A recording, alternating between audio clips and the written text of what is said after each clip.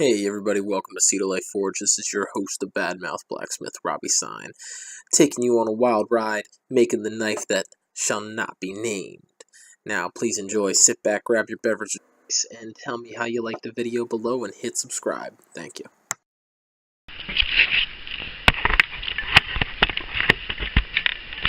Hey everybody, welcome back to HOJ Forge, guys.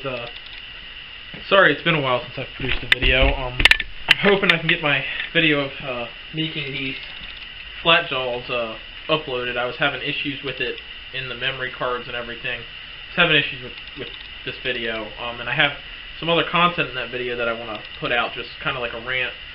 I call it a rant. I didn't really rant on anything, I just talked about some stuff going on. So I'm going to try to get that video worked on. I really should have tried to get it worked on a little bit longer ago, but I've just been really busy with other stuff. But so yeah, I'm going to try to get that video up and try to get this video up that we're shooting now.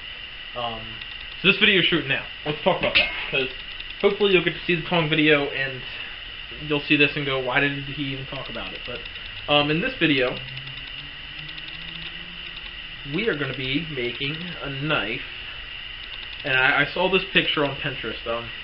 If you don't have Pinterest, I gotta say I actually recommend it to people who are artists like me. And here's why.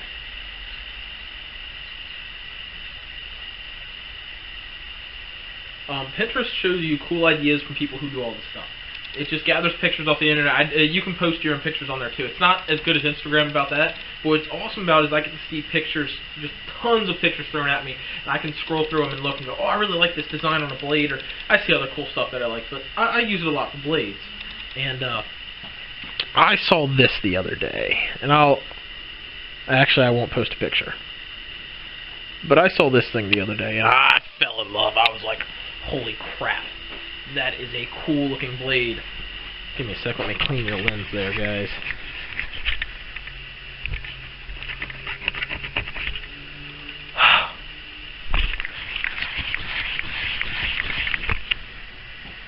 So yeah, I saw that and I was like, that's freaking cool.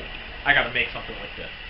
So the other day when I was doing the tongs, I decided to check the tongs and see how they work, and they work extremely well by starting on it with a rasp. So today we're going to be finishing that knife with a rasp. If you want to know what I would call this kind of knife, I don't really know what to call it. Loose terms, very loose, I would imagine, is there is a traditional Brazilian knife, Brazilian and like South American, kind of like near Brazil and stuff, called a gaucho knife. And I'm sorry, because that sounds extremely racist. It's not, I swear, look it up. Gauchos were like a cowboy or something of Brazil, and they had these knives that kind of looked like that. They had that shape. They weren't as broad, like the general shape was the same. The knives weren't as broad, and the knives didn't have as thick a handle. But that's kind of like a modernized version of this knife. And I'm not saying it anymore. I'm not saying it. After I said it the first time, I'm not saying it anymore, because I don't know if I can really say it. Like, I hate that it sounds so racist, because I really don't think it is, but it sounds enough like it that, you know what, as much as I disagree with political correctness in this world, I run a YouTube channel that I want people to watch and not get flagged for racism. So, in the interest of me being somebody who still makes YouTube videos and can ever sell his knives again, we only said it once. We're making a cool pointy knife. So yeah, yeah. If anybody knows what else this knife may be called, please let me know. I mean, maybe a camp knife, but I don't really think it'd be a camp knife. So yeah, let's get the forge heated up, because it's cold outside. I live in Baltimore right now, and we are having a nor'easter hit, and it's icing outside right now. It's been falling ice all day, and later we're supposed to get 6 to 12 inches of snow by tomorrow morning, Wednesday. It's Tuesday. So yeah, time to have some fun. Let's get to the forge.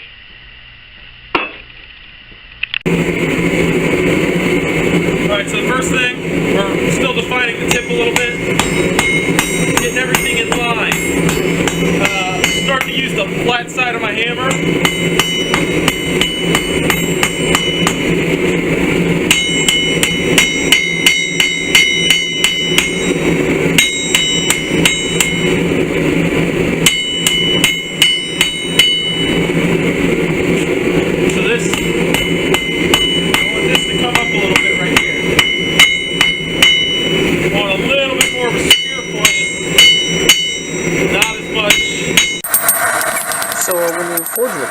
this, you got to make sure that you don't thin it out too much, but you also keep it the same thickness as the rest of the blade. So that's one thing I'm definitely making sure I do here. Alright, we're coming out again. We're going to start working on the handle a little bit. Getting it in shape.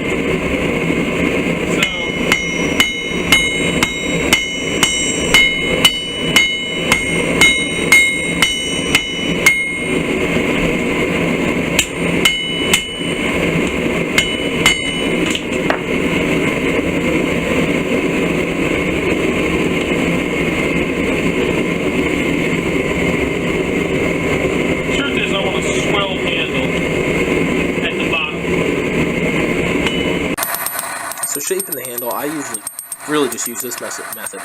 I squish it down in the middle, and at one point I take the cross peen and draw it out so it gets the little bit of length that it needs. A handle really doesn't need to be much longer than 4 to 4.5 inches. The average hand size for a man in the U.S. is 3.5 to 3 3/4. That's from basically like your palm, basically where you hold it. So I aim for about 3 3/4 to 4.5. I'm pretty sure this handle's about 4 1/4, somewhere in there.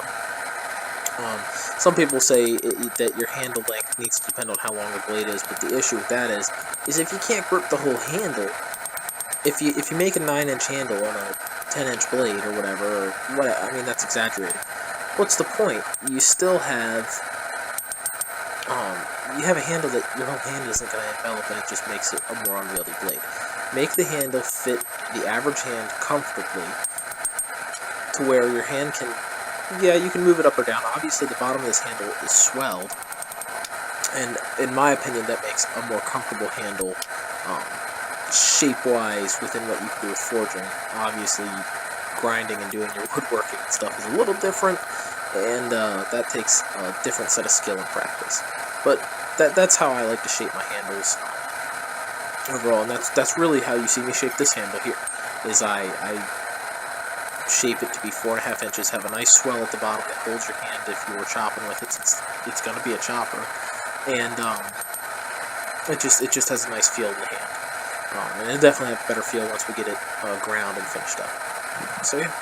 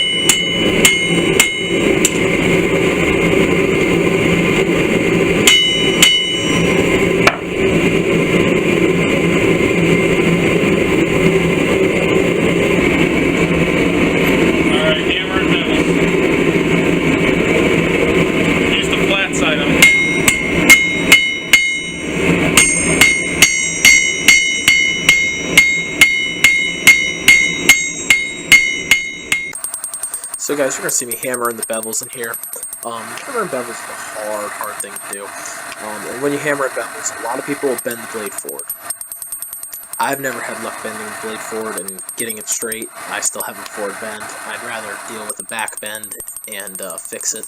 But now that I'm learning to do these longer blades, it does present a little bit more of a challenge to get everything lined up in the spine. And you'll see, I have some pictures of the blade after I finished them. You'll see it doesn't line up completely. It's not that I can't tweak it and fix it, and I do plenty of that. But I also want to talk about this hammer.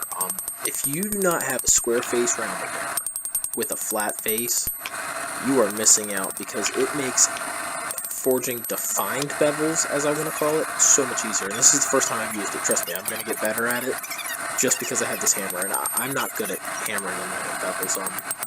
And I want to say, if you're a new smith, like really new, I can't consider myself a really new smith. I can say I'm new, but I don't even like saying that, because I have been doing this for a while now. I mean, and no, I'm not saying I'm a master or I'm perfect at it. But if you're a new smith, definitely learn early to hammer in your bevels, guys. It's a big deal, and it will basically make you a better smith, is all I have to say about it. So, yeah, definitely learn to hammer in your bevels, guys. It's going to help you in the long run. And if you can, use a square face rounding hammer, or just a square face hammer with a flat side. So, that's one big lesson I think I've learned just recently, and I think people who are just getting into the trade.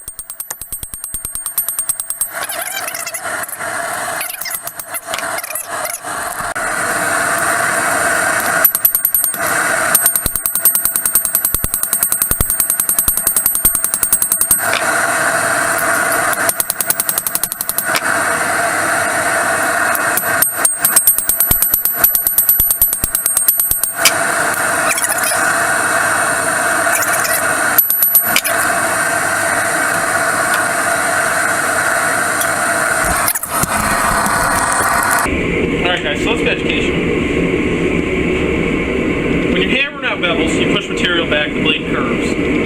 Basically because the material is not leaving anywhere, it's just moving molecules or the molecular structure of the blade back. So the blade curves like a banana. But also, hammering bevels, it's nicer to have a flat and a square hammer, square-shaped hammer.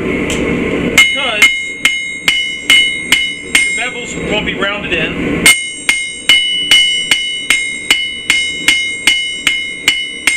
Basically putting a consistent line across instead of a round line.